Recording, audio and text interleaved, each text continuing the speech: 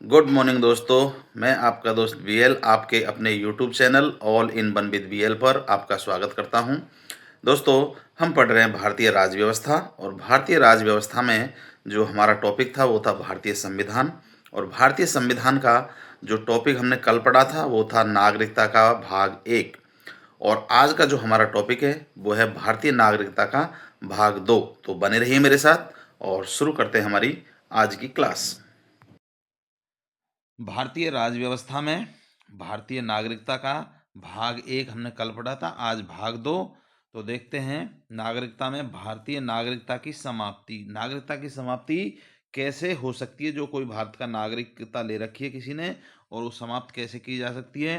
तो अनुच्छेद 10 ये स्पष्ट करता है कि किसी नागरिक की नागरिकता का जो अधिकार है वो संसद द्वारा बनाई गई विधि के अलावा किसी अन्य प्रकार से छीना या समाप्त नहीं किया जा सकता। जो संसद ने विधि बना रखी है नागरिकता की, उसके अनुसार ही छीना जा सकता है। उसके अतिरिक्त किसी भी अधिकार से इसे समाप्त नहीं किया जा सकता। अनुच्छेद 2 संसद को नागरिकता के अर्जन, समाप्ति एवं नागरिकता संबंधी अन्य उपबंधों में परिवर्तन करने की पूर्ण शक्ति प्रदान करता है। नागरिकता अधिनियम 1955 के अनुसार किसी भारतीय नागरिक की नागरिकता समाप्त 3 आधार पर की जा सकती है। मतलब नागरिकता अधिनियम जो 1955 है उसके अनुसार संसद भारत के किसी भी सदस्य की, मतलब जो किन किन सदस्यों की नागरिकता समाप्त कर सकता है, उसके 3 आधार है। तो 3 आधार में कौन कौन से हैं? उनमें आपका परित्याग हो गया, पर्यावसान हो गया और वंचित किया जाना हो गया। अब इनके बारे में थोड़ा सा विस्तृत में देख लेते हैं कि ये क्या होता है। तो आपका देखिए परित्याग। परित्याग क्या है? भारत का कोई भी वयस्क व्यक्ति घोषणा करके अपनी नागरिकता को त्याग कर सकता है। इस प्रकार की घोषणा वही व्यक्ति कर सकता है जो भारत के अतिरिक्त किसी दूसरे देश का नागरिक हो। मतलब परित्याग का मतलब ये हुआ कि कोई भी समझदार वयस्क जो मतदान करता हो ऐसा व्यक्ति अपनी स्वेच्छा से भारत की नागरिकता का त्याग कर सकता है। लेकिन उसमें कंडीशन ये है कि वो दूसरे देश का नागरिक बन चुका हो तो भारत की नागरिकता का त्याग कर सकता है। तो एक तो परित्याग हो गया, दूसरा हो गया आपका पर्यावसान।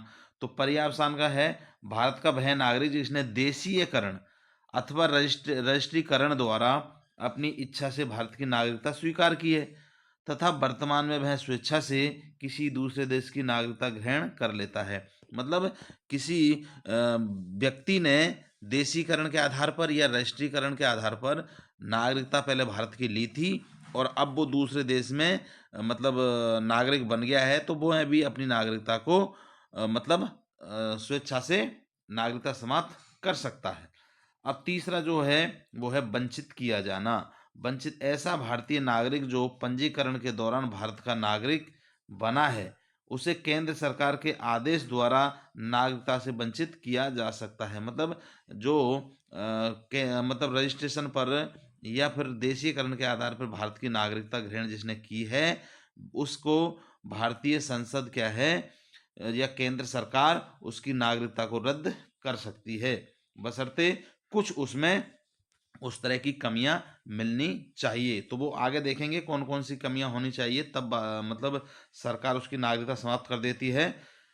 आगे देखिए, भारत सरकार निम्नलिखित में से किसी भी आधार पर किसी भी व्यक्ति को भारतीय नागरिकता से वंचित कर सकती है। अब देखिए कौन कौन सी कंडीशन है जिस पर भारतीय संसद मतलब नागरिकता समाप्त कर सकती है। तो संविधान के प्रति निष्ठा नहीं रखना अथवा संविधान में आस्था नहीं रखने वाले व्यक्ति को भारतीय केंद्र सरकार भारत की नागरिकता से वंचित कर सकती है। दूसरा आपका यह है युद्ध के समय शत्रुओं की सहायता करने वाले व्यक्ति को, मतलब देशद्रोही को भी नागरिकता समाप्त की जा सकती है। यदि किसी व्यक्ति ने कपटपूर्वक अर्थात गलत तरीके से भारतीय नागरिकता अर्जित की हो तो उसे भी केंद्र सरकार उसकी नागरिकता छीन सकती है। देशीयकरण या पंजीकरण द्वारा नागरिकता प्राप्ति के 5 वर्ष के अंदर किसी अन्य देश द्वारा 2 वर्ष की सजा दिए जाने पर, मतलब उसने देशीकरण या पंजीकरण करवा करके भारत की नागरिकता ग्रहण की और नागरिकता ग्रहण करने के बाद में 5 साल तक अगर कोई अन्य देश उसे 2 वर्ष तक की सजा दे देता है तो भी उसकी नागरिकता भारत सरकार द्वारा समाप्त की जा सकती है। किसी भारतीय स्त्री पुरुष द्वारा दूसरे देश की स्त्री पुरुष के साथ विवाह करने पर कोई भी भारत का स्त्री या पुरुष दूसरे देश की स्त्री या पुरुष से विवाह करता है तो उसकी भी केंद्र सरकार नागरिकता छीन सकती है। आपके लिए एक सीमा हैदर वाला इसमें उदाहरण है। सीमा हैदर ने जिसने एक राजस्थान के लड़के से शादी की थी, तो अगर केंद्र सरकार चाहे तो उसकी नागरिकता समाप्त कर सकती है। लगातार 7 वर्षों तक भारत के बाहर रहने पर, मतलब भारत से लगातार 7 वर्ष तक बाहर रहे और इस 7 वर्ष के अंदर भारत में वापस ना आए तो भी केंद्र सरकार उसकी नागरिकता समाप्त कर सकती है। अब नागरिकता संबंधी कुछ विवाद था। एक विवाद था जो आपको अच्छी तरह पता है कि क्या विवाद रहा था कि सोनिया गांधी के प्रधानमंत्री बनने की संभावना, जब 13वीं लोकसभा का चुनाव कांग्रेस जीती थी तो सोनिया गांधी प्रधानमंत्री बनना चाहती थी, लेकिन इसमें विवाद हुआ था। और क्या विवाद हुआ था? इस विवाद को जन्म दिया था कि देशीयकरण अथवा पंजीकरण के द्वारा नागरिकता अर्जित करने वाला कोई व्यक्ति भारत के उच्चतम संवैधानिक पद अर्थात प्रधानमंत्री के पद पर आसीन हो सकता है या नहीं। क्योंकि जो सोनिया गांधी जी है उन्होंने देशीयकरण और पंजीकरण के आधार पर पहले भारत की नागरिकता ग्रहण की, तो इस वजह से ये विवाद उठा था कि जो पंजीकरण के आधार पर भारत का नागरिक है वो मतलब संवैधानिक उच्च पद जो प्रधानमंत्री जैसे पद पर तैनात किया जा सकता है या नहीं। ये विवाद काफ़ी चर्चा में उस वक्त में रहा था और बाद में निष्कर्ष ये निकला कि मनमोहन सिंह जी को प्रधानमंत्री बनाया गया था। तो ये एक एग्जाम्पल है देशीयकरण का। अब इनकी नागरिकता समाप्त करने के लिए जो ऊपर हमने 4-5 कारण पढ़े उनमें से कारण वैधानिक हो तो भी भारत सरकार इनकी नागरिकता समाप्त कर सकती है, लेकिन जो ऊपर दिए हैं अपवाद, संविधान के विरुद्ध हो, युद्ध में शत्रु की सहायता की हो, कपटपूर्वक नागरिकता ली हो, या फिर दूसरे देश ने सजा दी हो, या किसी दूसरे देश के स्त्री पुरुष से विवाह करने पर, या फिर 7 वर्ष तक देश से बाहर रहने पर, ये कई कारण है। तो ये विवाद एक नागरिकता से संबंधित रहा था। लोकसभा का चुनाव लड़ने के प्रश्न पर भारतीय संविधान सामान्य नागरिक और देशीकृत नागरिकों में कोई विभेद नहीं करता है।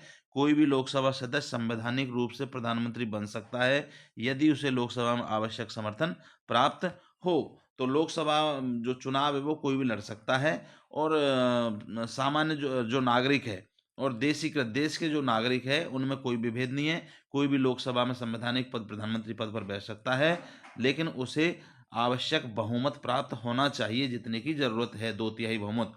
भारतीय संविधान का अनुच्छेद 14 विधि के समक्ष समता, जो हमारे भारतीय संविधान का अनुच्छेद 14 है वो विधि के समान समानता का आश्वासन देता है कि कानून में सब समान है।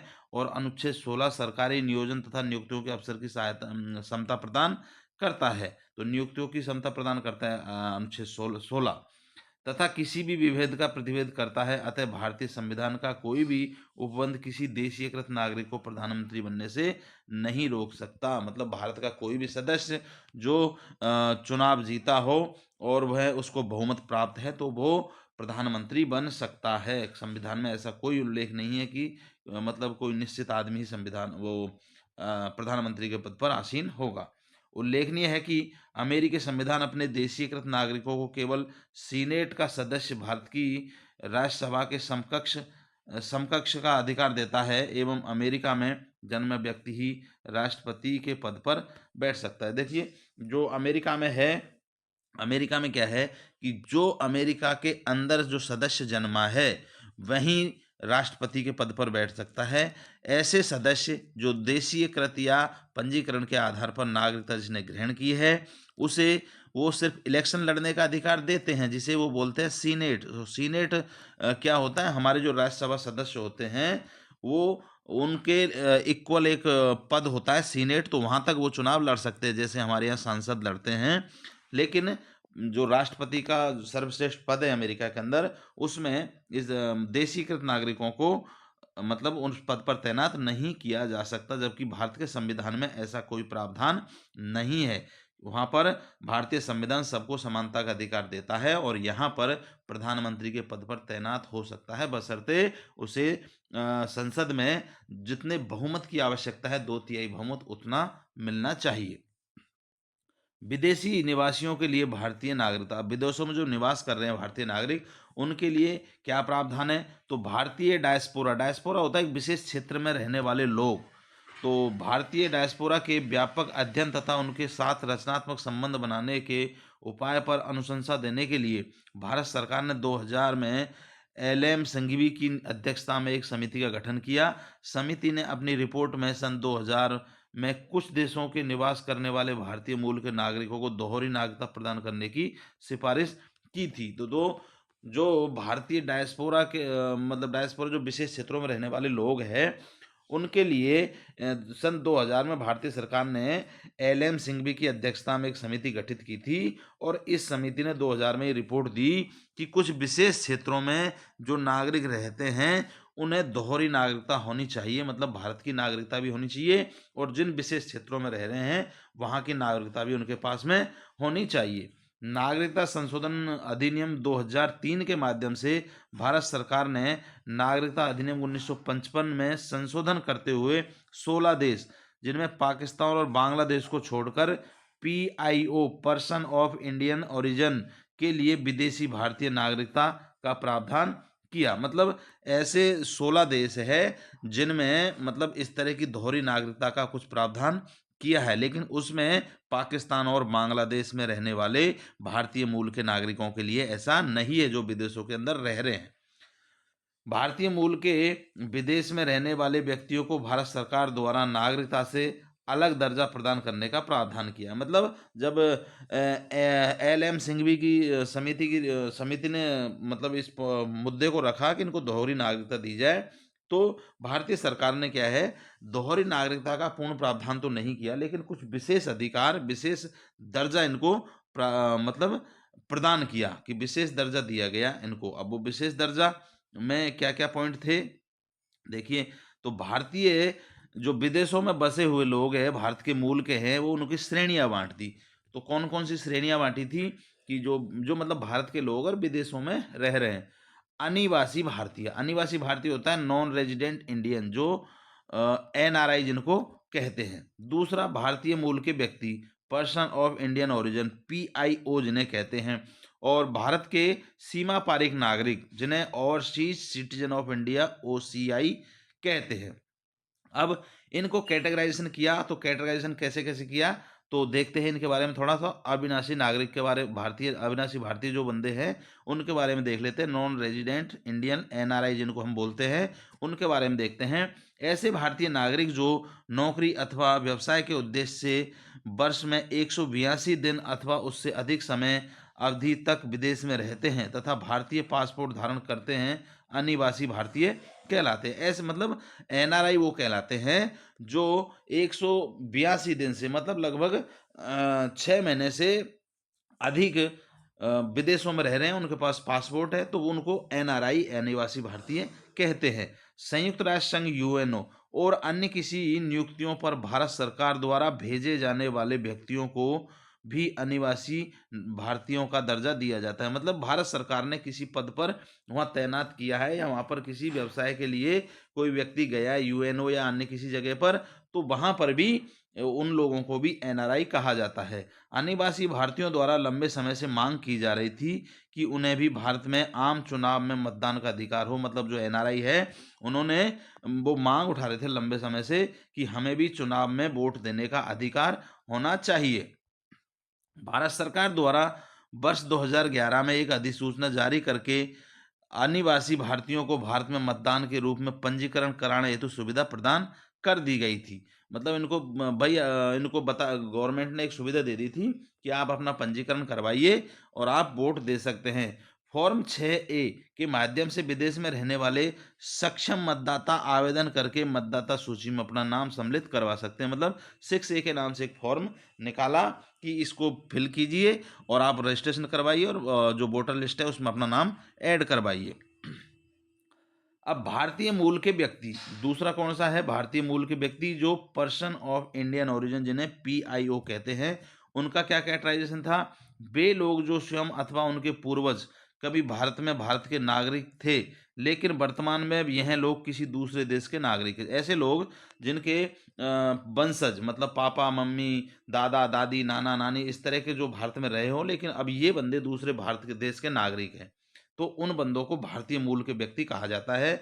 ऐसे व्यक्ति को जिनके पास कभी भी भारत का पासपोर्ट रहा हो पहले कभी भी, तथा जिनके माता पिता दादा दादी अथवा नाना नानी में से कोई भी भारत शासन अधिनियम 1935 के अंतर्गत तत्कालीन भारत क्षेत्र का निवासी रहा हो, अथवा किसी ऐसे क्षेत्र का निवासी था जो बाद में भारत का हिस्सा बन गया हो, उस व्यक्ति और उनके वैवाहिक संबंधी को भारतीय मूल का व्यक्ति माना जाएगा। मतलब ऐसे व्यक्ति जो जिनके पास कभी भारत का पासपोर्ट रहा हो, उनके दादा दादी माता पिता नाना नानी भारत में रहे हो, और वो मतलब भारत शासन जो अधिनियम था 1935 उसके अंतर्गत जो वर्तमान में भारत है उसके मतलब शर्तों को पूरा करता हो, और ऐसे क्षेत्र में रहे हो जो बाद में भी भारत का हिस्सा बन गया हो, तो उन्हें भी भारत सरकार ने भारतीय मूल के व्यक्ति या पर्सन ऑफ इंडियन ओरिजिन के नाम से उनको वर्गीकृत किया था। उसके बाद में ऐसे व्यक्ति जो पाकिस्तान, श्रीलंका, नेपाल, भूटान, अफगानिस्तान, चीन अथवा बांग्लादेश के नागरिक है अथवा कभी रहे हैं, वे भारतीय मूल के व्यक्तियों में शामिल नहीं होते हैं। देखिए इसमें एक अब बात दे दिया कि ऐसे व्यक्ति जो पाकिस्तान, श्रीलंका, नेपाल, भूटान, अफगानिस्तान, चीन अथवा बांग्लादेश के नागरिक है और या फिर कभी रहे थे, तो वे भारतीय मूल के व्यक्तियों में शामिल नहीं किए जा सकते, चाहे उनके माता पिता दादा दादी नाना नानी भारत में रहे हो या इन्होंने पासपोर्ट धारण किया हो। लेकिन इन देशों में रहने वाले व्यक्ति या कभी रहे हुए व्यक्ति को भारतीय मूल के व्यक्तियों या नागरिकों का दर्जा नहीं दिया गया। पीआईओ कार्ड, पीआईओ कार्ड क्या है वो देखिए कि वर्ष 2000 में भारतीय मूल के व्यक्तियों के लिए भारतवंशी कार्ड पीआईओ कार्ड की प्रक्रिया प्रारंभ की गई। अब ये पीआईओ कार्ड दिया गया, person of Indian origin card. इस कार्ड द्वारा भारतवासियों को निम्नलिखित सुविधा दी गई थी। मतलब जो भारतीय रीजन के जो व्यक्ति थे वो विदेशों में रहते, उनको एक कार्ड दे दिया गया था 2002 में। तो क्या था, भारतीय मूल का कार्ड धारक व्यक्ति कार्ड जारी करने की तिथि के 15 वर्षों तक बगैर वीजा के भारत आ सकता है। मतलब ऐसे भारतीय मूल के व्यक्ति वो कार्ड दिखा करके बिना वीजा बनवाए और भारत में 15 वर्ष तक आ सकते हैं। भारत में आने की तिथि 180 दिनों मतलब तिथि से 180 दिनों तक विदेशी क्षेत्रीय पंजीकरण अधिकारी के पास पंजीकरण करवाने की छूट। जो विदेशों का क्षेत्रीय पंजीकरण अधिकारी जो देश में होता है उसके पास में पंजीकरण करवाना उसके लिए 180 दिनों के अंदर आवश्यक हो गया था। वो आ सकते हैं लेकिन उनका रजिस्ट्रेशन जरूरी था। भारतीय मूल के कार्ड धारक व्यक्ति को भी अनिवासी भारतीयों के समान आर्थिक वित्तीय शैक्षणिक सुविधा प्राप्त है, परंतु कुछ सुविधाएं इनको नहीं मिलती है। वो कौन सी है, भारतीय मूल के व्यक्ति को जो कार्ड धारक है वो कृषि भूमि यहाँ पर नहीं खरीद सकते हैं। जो कार्ड धारक जो भारतीय मूल के व्यक्ति है विदेशों में है और जिन्हें पीआईओ कार्ड दिया हुआ है वो क्या है, यहाँ पर भूमि नहीं खरीद सकते। भारतीय मूल के व्यक्ति के कार्ड धारक को पर्वतारोहण करने के लिए, अनुसंधान कार्य करने के लिए, मिशनरी गतिविधियों के लिए भारत सरकार की अनुमति लेनी आवश्यक है, और चुनाव लड़ने जैसे राजनीतिक अधिकार इन्हें नहीं दिया जा सकता। तो दोस्तों ये है भारतीय नागरिकता का जो भाग 2 है, जिसमें नागरिकों की नागरिकता कैसे समाप्त की जा सकती है या फिर विदेशों में रहने वाले नागरिक, भारतीय मूल के नागरिक, उनके लिए क्या उद्देश्य है। तो हमने ये जो कैटेगराइजेशन किया था भारत सरकार ने, उनमें से हमने 2 के बारे में आज पढ़ लिया है और बचा हुआ जो 2 है वो हम कल पढ़ेंगे। तो कल जरूर देखना। आज हमने भारतीय मूल के अनिवासी भारतीय और भारतीय मूल के व्यक्तियों के बारे में देखा, और कल जो तीसरा रह गया है वो भारत के सीमा पारिक नागरिक जो ओवरसीज सिटीजन ऑफ इंडिया जिन्हें ओसीआई कहा जाता है उसके बारे में पढ़ेंगे। तो कल का क्लास मिस मत करना। और अब आपको ये क्लास अगर जानकारी पसंद आई तो चैनल को सब्सक्राइब कर लीजिए, वीडियो को लाइक करके अपने दोस्तों के साथ शेयर कर लीजिए, और मिलते हैं कल इसके भाग 3 के, भारतीय नागरिकता की भाग 3 के साथ में। तब तक के लिए नमस्कार, धन्यवाद।